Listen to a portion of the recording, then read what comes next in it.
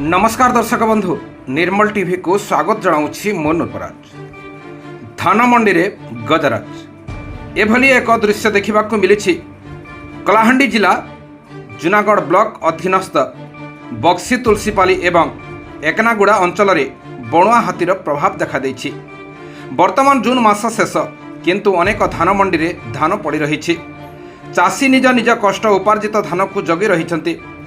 एभली स्थिति रे एबे धान खाइबा पई एक बणुआ हाथी जूनागढ़ ब्लॉक अधीनस्थ बक्सी तुलसीपाली एवं एकनागुड़ा मंडी निकट में बुलुछि। अनेक समय मंडी को आसी धान खाऊछि।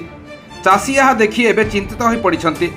गतकाली विलंबित राति रे बक्सा तुलसीपाली अंचल आसी एकनागुड़ा धान मंडी रे पशि जाई किछि चाषी धान खाइथिला, जहाँ आज मंगलवार सकाल 7टारे वीडियो भाइराल होबारे लागिछि। हाथीटी कर्लापाट अभयारण्यर गणेश बोली नामित होइथिबा हाथी बोली कहुछि। हाथी भय रे चाषी मंडी रे रहिबा संभव हेउनाही। हाथी आसिबा परे ताको घोड़ेबा पई चाषी को नाकेदम हेबाको पड़ुछि।